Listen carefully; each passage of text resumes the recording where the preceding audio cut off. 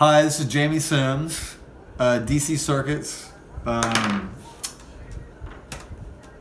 flashing LED Christmas light circuit, CETT 1403-002, fall semester 2022. So here is my final assembly of the flashing LED lights. I want to show you the back. This is my work on the back. This is my soldering on the back. Not the best, but I think it's pretty good for first time working with a PCB. I'm used to soldering point to point on electric guitar circuits. So a few things I learned in putting this together. The schematic calls for 2 red LEDs, but the kit came with a lot of extra parts. And so I thought it would be neat to put a green one on there. And what I didn't notice when I breadboarded it was, what I noticed when I breadboarded it was that the green one is dimmer. It appeared dimmer, and I wasn't sure why. I know in the lab I've had experiences with the resistance of the wires they're so small, the resistance being high, and building a circuit on the breadboard would increase the resistance, and we get a weird reading on a component, you know, a current reading or something later due to that. And so I assume maybe that was the cause of the green LED being dimmer, because I didn't understand how diodes worked. And so after assembling the PCB, I noticed that it was still dim. And so upon further investigation, I learned about forward voltage drop, and that the red LED uses less current than the green one. So I suspect maybe that this cheap carbon battery doesn't have enough amperage to fire up the green one, or I would have to calculate and figure out different value for this resistor and capacitor for this side of the circuit to be equivalent to the red side. The circuit on the schematic appears to be 2 parallel LED circuits wired, operated by transistors wired in series. I think I have more to learn, so please don't grade me on that. Or you can, whatever. These potentiometers control the rate at which the current is going to the capacitor.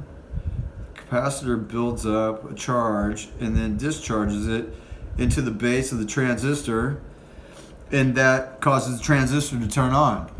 And then it uses up the current, and when the capacitor starts charging again, it cuts off the supply of current to the base of the transistor.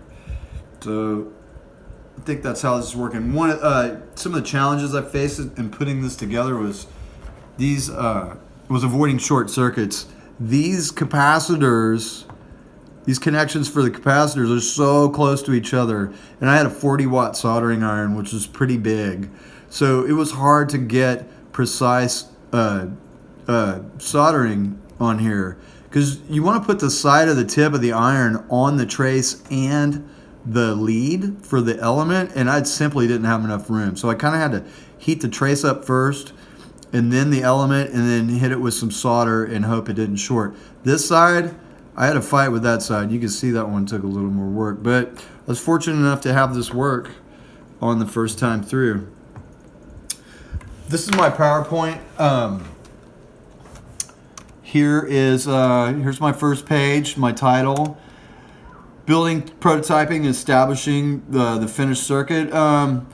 There's some of the things I noticed about the schematic, that it's a series parallel circuit. And I go into that on here. You can read about that. Rate at which the transistors switch on and off are determined by the capacitors discharging into their bases. Uses fundamental elements of resistance, capacitance, and semiconductors to facilitate synchronized automatic switching with simple adjustments to voltage and current that establish the desired functionality and performance. Those adjustments are made with the potentiometers. Here's my list of the components. Here's the schematic. you can flip through all this when you're looking at it. Here's a nice shot of my breadboard. I made a mistake here when I was breadboarding. And this lead right here of this resistor is supposed to be connected to, well, maybe it's right on here. I switched out some values and tried some different things of resistors in an orange drop capacitor. And I had misconnected this lead right here to the wiper. So this pot wasn't adjusting the lights, and they were both just stayed on. Here's a video of that. You can watch my working breadboard circuit here, and then in my video I was hypothesizing why the green LED wasn't as bright, and I was hypothesizing that in error, and so I cleared that up here. But you'll notice that if you watch that. Here's my workbench, use my guitar case. And then here's pictures of the build. I populated it with the pots first and a couple resistors. There's the first one. Here's the back side of that.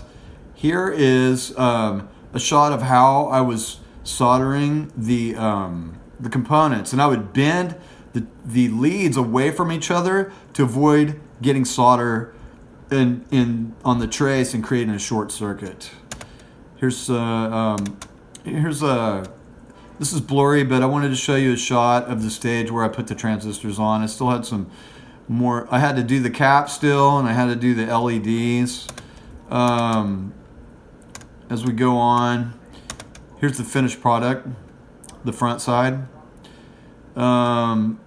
This is a video. I'm going to take this off. I'm going to show you. This is my old video. It didn't meet your requirements.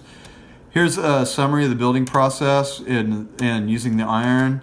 Here was I didn't really have anything to debug, but I did talk about the challenges in this. Troubleshooting was why my green LED was, I learned about forward voltage drop and diodes, and that was my troubleshooting experience. These are some of the things I learned. The breadboard. I really learned between lab and this project how to use a breadboard, and I'm really glad I did. I got the most out of learning the breadboard. And here's the conclusions I drew. You can read those. And then here's a link to the Wikipedia that I learned about diodes on. So yeah, here it is. Pretty fun. I enjoyed this project a lot, and I'm grateful it worked the first time I soldered it. Thank you.